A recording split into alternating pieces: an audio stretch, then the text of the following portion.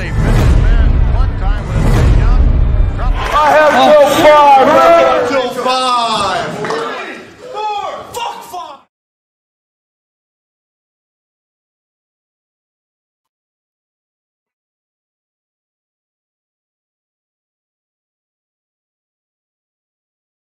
What is up, Straight Talk Society? This is your host, Trevor, and I'm back with another episode of 5 Count. My 5 takeaways from tonight's episode of WWE Friday Night Smackdown. Hey, this is the 2024 draft edition, so let's get right into it. My number 5 takeaway from tonight's episode of Friday Night Smackdown is Carlito did it. So we finally get the reveal that Carlito is the one. You get the footage, the videotape, that Carlito is the one that attacked Dragon Lee before WrestleMania. I mean, I knew it. Everybody knew it. It's the worst kept secret in wrestling that he was the one to attack Dragon Lee, and I wondered how they were going to do the reveal. Basically, Santos Escobar just walked out and said, hey, Elektra Lopez has some footage, showed the footage. Carlito's looking crazy, but he does attack Ray and Dragon Lee before he runs out of the ring. So it was a very lackluster reveal, though. Like, I didn't feel any crowd heat for it. I just didn't. And I'm going to get on this crowd probably later, but I didn't feel any crowd heat for it. I thought the reveal was going to be bigger than what it was, but nevertheless, that is my number 5 takeaway from tonight's episode of Friday Night Smackdown. Number 4, oh man, KO gets some help from the Viper. So the Bloodline comes in and they're in the backstage. They're punking Paul Heyman again, have some cowering like a little baby. And all of a sudden, Paul just looks crazy. KO comes out of nowhere after that brutal, bloody beatdown last week. He comes back to get his pound of flesh. He attacks Tama Tonga. He attacks Solo. And it was so funny because what happened, Jade Cargill and Bianca Belair were in an interview session in the Kabuki Warriors. And then in the backdrop, you just see KO and Tama just fighting one another down the ramp in between the ladies. Then the Bloodline start getting the better of them. So Randy Orton comes out, evens up the odds, and it was announced tonight that at Backlash, it will be Tama Tonga and Solo versus KO and Randy Orton. So that is my number 4 takeaway from tonight's episode of SmackDown. Number 3. Oh man, so too many non-finishes. This is starting to become a recurring thing, and I know why they did it. They did it to set up the eventual match that was announced later on in the night. It is going to be a triple threat match. Bayley defending her belt against Tiffany Stratton and Naomi. And we are going to be doing a Backlash review on Wrestling with Reality right after the show. But Nia Jax gets drafted to Raw. To SmackDown. Spoiler alert. Bayley's on commentary. Nia Jax comes out, wrecks Bayley, just wrecks everybody. Man, she threw Naomi into the ring post, something hella fierce. Oh man, I hope Naomi's okay. The referee threw the match out, but Nia Jax, in true fashion, from Raw to SmackDown, still wrecking bitches. Nia Jax, I think should have won the Raw Women's title, but nevertheless, she's now drafted to SmackDown. So maybe they'll rekindle that feud with her and Bayley going forward. Let's see or this may be the way to get that Nia Jax and Jade Cargill feud. You never know. We'll see how it plays out. But that is my number 3 takeaway from tonight's episode of SmackDown. Number 2, this honorable mention. The show did open up with the contract signing between Cody Rhodes and AJ Styles. What a gentleman's contract sign. I mean, I couldn't tell you in the last time I saw a contract signing in WWE that was this cordial. Both men put each other over. AJ Styles told Cody that the belt may be too heavy for him, the weight of being the champion He finished the story, but the way to being the champion may be a little bit too much for him. Cody Rhodes responded with, I have to beat you. It's a must win for me. This is our first time wrestling, but this is a must win for me. Just a gentleman's agreement, no physicality. Two sportsmen going in, fighting for a championship. And hey, that's what it was. But that wasn't the most important thing. So Cody Rhodes is leaving the ring. Triple H comes out. And if you heard my show last week, I did say Triple H is kind of overshadowing these guys. He did it again tonight because the crowd just erupted for him. But Triple H told Cody to stay up with him so they could announce the first round picks.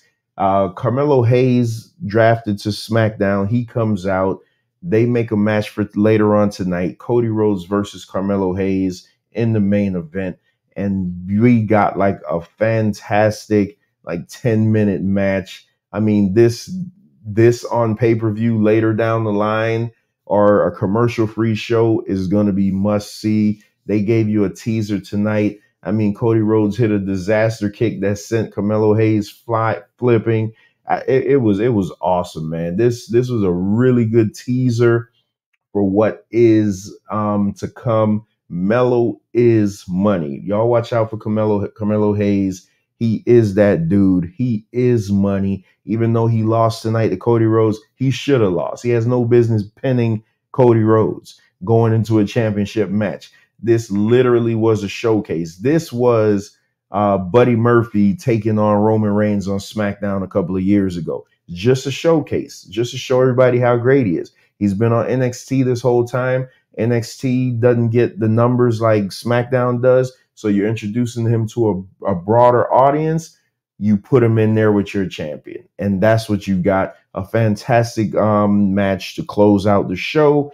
And my number one take from tonight's episode of SmackDown, what else could it be? This whole show was designed around the WWE draft. So I do love the fact that they took the time out to give the rules.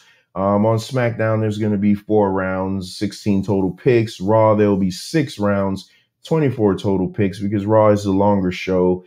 Champions on each brand are protected. See, that's different. Normally, on these WWE drafts, the champions could get drafted too. The women's tag team champions are eligible to be drafted. So that shows you what they think about those titles. Raw, SmackDown picked tonight and Raw picked first. And the rosters lock on Monday, May 6th. So that's after Backlash. Here's my issue. I'm okay with the WWE draft. It was always fun. Now it's kind of getting ridiculous, but and let's face it, they have it on the same night that the NFL draft is going on. So they're literally just trying to catch the vapors off of the NFL draft into WWE. I like how they had it set up with the different war rooms. You had different you had different Hall of Famers in the war room. You had the Dudley Boys, you had Teddy Long, you had JBL, Michelle McCool. It was cool to see the Hall of Famers come in, giving their input on picks and things like that, and picking the picks. But I think that the WWE draft needs to go more so to something like be called like WWE free agency, because there's a big logic gap here. There's a very, very big gap in logic. And we're going to go over it right now as I go through these picks. One thing about me watching wrestling, I am very objective. And if I see something that doesn't make too much sense, I will point it out. I love WWE. I do give them the benefit of the doubt in a lot of things. But I think this draft, they're going to have to try to find a different way to present it. So let's get into the draft picks. And here you are. These are the eligible people that could be drafted tonight. So, and the protected picks, which was new, all the champions were protected. That's a new thing that they've done since I think the draft started in like 2001, 2002. And I think this is the first time that the champions stay on the brand. You've had in the past where you've had Stone Cold can't be drafted. Tonight, Paul Heyman said that Roman Reigns withdrew himself from being drafted because he knew he wasn't going to be on TV and he didn't want to have anybody waste a draft pick. That played into it with Solo saying, where was the bloodline drafted, only to come to find out they hadn't been drafted yet. So it's just someone putting more fuel to that fire. He was just more and more pissed, like, hey, what the hell is going on here? So all that was good. I love that you keep your champions on the brand. So, but here's my problem. You have a draft the week before a pay-per-view that already has matches scheduled. So these matches basically mean nothing, or you can't set your storylines for the pay-per-view until after the pay-per-view. So it's like so basically Backlash is a throwaway pay-per-view. They've made some matches which I think are going to be really, really good. I think this Backlash show is going to be great, just like last year, but it doesn't mean anything because there's going to be a lot of traveling back and forth and things of that nature. So they got to do the draft at least on a time where there's a month between pay-per-views. So you could at least have some time to build up a storyline or something like that. You can't do the draft a week before the pay-per-view because all the stories are like in limbo. You watch Monday Night Raw from this past week, it literally was just a show in limbo. No progression, no nothing like that. And WWE is big on storytelling, especially with Triple H in charge. I just think they need to change the way that they do the draft. So I'm going to start. There were 4 rounds tonight. I'm going to start from the 4th round and work my way up to the 1st round. So in the 4th round, SmackDown takes AJ Styles. Raw takes Alpha Academy. SmackDown gets Andrade from Raw. And Raw picks up Kiana James from NXT. So you mean to tell me that the guy that's fighting Cody Rhodes for the WWE Undisputed title is only worthy of a 4th round draft pick?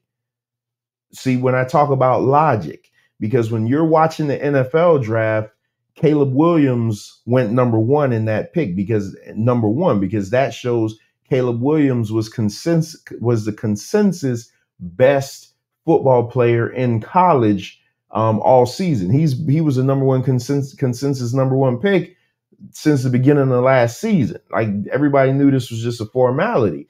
But you're telling me that the guy that's going for your championship, which means that he should be number 2 in the pecking order, is only worthy of a 4th round draft pick?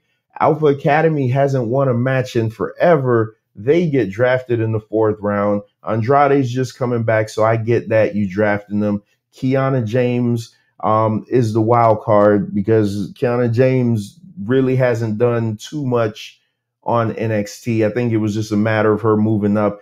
It would have been better and made more sense to take her in like a supplemental draft or something like that. She still would have been drafted to the main roster. You just don't take her this high over other people. And so let's get to the 3rd round. So in the 3rd round, SmackDown took LA Knight, Raw takes Ricochet, SmackDown takes Bloodline, and Raw takes Sheamus. Again, LA Knight, yeah. So what I do like what Nick Aldis did say coming out. Nick Aldis said, not only are we picking new talent, but we're trying to protect and keep our existing talent. They've never said that in past drafts. That makes all the sense in the world as to why you would draft LA Knight, who's already on your roster. You draft LA Knight to try to keep him from going to Raw. So I 100% get that. I have no issue with that. That's why I think they need to probably change it to like a free agency or something like that. Sheamus just came back, had 2 matches. He stays on Raw. The Bloodline being taken in the 3rd round is gonna cause some more friction because now they can say, hey, Roman, if you were in business, if you were taking care of business, we would have been drafted higher, blah, blah, blah, blah, blah. That's all storyline progression, which I love. So in the 2nd rounds, I'm working from the bottom up. In the 2nd round, SmackDown drafted Randy Orton. Raw drafted Braun Breaker. So here's the issue with that. We saw about a month ago, Braun Breaker signed an exclusive contract for SmackDown. Remember, they were in a bidding war, and Braun Breaker decided to sign with SmackDown. They need to show me something. Just make it up. of him being bought out of the contract or something like that. Because you signed the contract, there has to be some guarantees somewhere. Just show me something. Just make it up. Make it make sense. Nia Jax drafted to SmackDown. I love that. I wanted Nia Jax to win the world championship last Monday, but she didn't. So her coming over to SmackDown gets her closer to Jade Cargill, and I get that match of those two powerhouses. Liv Morgan stays on Raw. And then let's go to the round number one. So the number one overall pick, and this says a lot. Bianca Belair was the number one overall pick in the entire draft, and she stays on SmackDown. Jey Uso was the number one pick for Raw. That shocked the hell out of me, because there's a guy on Raw that was Intercontinental Champion for almost 700 days. There's a guy on Raw who hadn't lost a match in 2 years. There's a guy on Raw that has nothing but 5-star matches every time he steps in the ring. And you mean to tell me he wasn't drafted at all tonight? That's where the logic goes out of the window.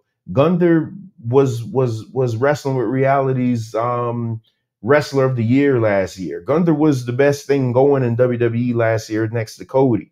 And you mean to tell me Ricochet, who just start winning matches, the Alpha Academy, who doesn't win anything, and they're nothing but a joke, and Carmelo Hayes, a blue chip prospect, he was drafted in the first round, but these guys go over Gunther, the ring general?